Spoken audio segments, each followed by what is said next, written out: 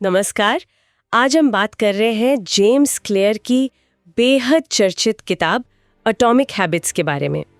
ये किताब मूलतः इस बात पर है कि कैसे हमारी रोज की छोटी छोटी आदतें वो मिलकर जिंदगी में कितने बड़े नतीजे ला सकती हैं। बिल्कुल। और जो जानकारी है वो भी यही कहती है कि देखिए, कामयाबी कोई एक रात की बात नहीं है। ये तो रोज की छोटी मगर लगातार कोशिशों का ही नतीजा होती है।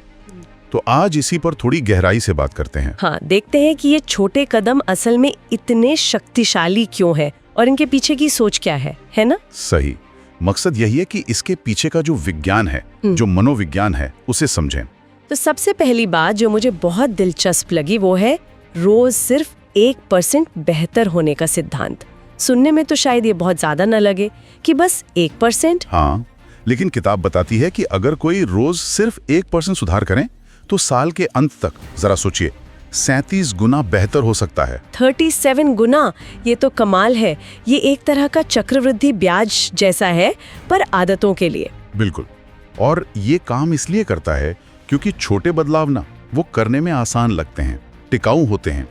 मतलब एकदम से 5 किलोमीटर दौड़ने का लक्ष्य शायद डरा दे, लेकिन सिर्फ दौड़ने वाले जूते पहनना, हाँ, ये किया जा सकता है। इससे वो पहचान बनाने में मदद मिलती है कि मैं वो इंसान हूँ जो कम से कम शुरुआत तो करता है। हाँ, ये बात मुझे बहुत सही लगी, पहचान वाली बात। अच्छा, तो ये छोटे कदम आदत बनते कैसे हैं? किताब में एक हैबिट लूप का जिक्र है, आदत का चक्र। हाँ, वो समझना बहुत जरूरी है। 4 हिस्से हैं उसके। पहला है संकेत, मतलब कोई ट्रिगर। ओके, संकेत। फिर आती है इच्छा, उस संकेत से जुड़ी हुई तलब। ठीक है। फिर हम कुछ करते हैं, वो है प्रतिक्रिया। और आखिर में मिलता है इनाम, जिससे वो लूप पूरा होता है। जैसे मान लीजिए तनाव हुआ, संकेत। तो कुछ मीठा खाने की इच्छा हुई, इच्छा, खा लिया, प्रतिक्रिया, और थोड़ी देर के लिए अच्छा लगा, इनाम। ऐसा कुछ? बिल्कुल सही पकड़ा। और इसी लूप को, इसी चक्र को हम अच्छी आदतों के लिए भी इस्तेमाल कर सकते हैं। किताब इसके लिए 4 नियम बताती है। बड़े सीधे से नियम हैं। हाँ, बताइए। पहला, संकेत को बिल्कुल साफ स्पष्ट बनाओ। दूसरा, इच्छा को आकर्षक बनाओ। आकर्षक, ओके। हाँ। तीसरा, प्रतिक्रिया को, यानी जो काम करना है उसे एकदम आसान बनाओ।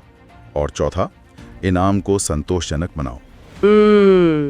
ये एक तरह का फ्रेमवर्क हो गया अपनी आदतों को डिजाइन करने का। हाँ बिल्कुल, आप अपनी आदतों को इसके हिसाब से ढाल सकते हैं। इसमें मुझे वो आसान बनाने वाला नियम बड़ा कारगर लगा, क्योंकि अक्सर हम अच्छी आदतें शुरू तो करते हैं पर वो मुश्किल लगती हैं, है ना? सही कहा आपने। कई बार हम इसीलिए छोड़ देते हैं क्योंकि शुरुआत ही भारी लगती है। क्लियर का तर्क यही है कि आदत को शुरू करना जितना आसान होगा, उसके टिकने की संभावना उतनी ही बढ़ जाएगी। वो 2 मिनट वाला नियम शायद इसी से जुड़ा है। हाँ बिल्कुल, कि कोई भी नई आदत शुरू करनी है तो उसे ऐसा बनाओ कि वो 2 मिनट या उससे कम में हो जाए। बस शुरू करने पर जोर है। सही बात है। अच्छा, एक और बहुत शक्तिशाली विचार है इसमें, पहचान आधारित आदतें। कि लक्ष्य सिर्फ कुछ हासिल करना नहीं है, बल्कि वो इंसान बनना है जो हम बनना चाहते हैं। हाँ, ये बहुत ही गहरा बिंदु है। मतलब सिर्फ मैराथन दौड़ना लक्ष्य नहीं, बल्कि एक धावक बनना लक्ष्य है। सही। किताब कहती है कि हमारा हर काम, हर छोटी आदत इस बात के लिए एक वोट की तरह है कि हम किस तरह का इंसान बनना चाहते हैं। जब हम अपने पहचान पर फोकस करते हैं कि मैं एक स्वस्थ व्यक्ति हूँ या मैं नियमित पढ़ने वाला इंसान हूँ, तो उस पहचान से जुड़ी आदतें अपनाना ज्यादा स्वाभाविक लगता है। ये बदलाव फिर ऊपर ऊपर का नहीं रहता, अंदर से आता है। बिल्कुल, ये सिर्फ परिणाम या प्रक्रिया बदलने से कहीं ज्यादा टिकाऊ है। इसके अलावा किताब में माहौल बनाने पर, अपनी प्रगति को ट्रैक करने पर और लगातार बने रहने पर भी जोर दिया गया है। वो सब मिलकर एक सिस्टम बनाते हैं। और जैसा किताब में कहा गया है, जो मुझे बहुत महत्वपूर्ण लगता है, कि हम अपने लक्ष्यों के स्तर तक नहीं उठते, बल्कि अपने सिस्टम के स्तर तक गिरते हैं। ये सोचने वाली बात है। मतलब सिस्टम पर ध्यान देना ज्यादा जरूरी है। हाँ, मतलब सिर्फ इच्छा शक्ति या मोटिवेशन के भरोसे मत रहिए। ऐसे तरीके और माहौल बनाइए जो अच्छी आदतों को आसान और बुरी आदतों को मुश्किल बना दे। तो सब मिला के बात ये है कि बड़े बदलावों के लिए कोई बहुत बड़ी छलांग लगाने की जरूरत नहीं है। असली ताकत तो रोजाना के उन छोटे, लगभग परमाणु जैसे अदृश्य लगने वाले कामों में है, जिन्हें लगातार किया जाए। सही कहा।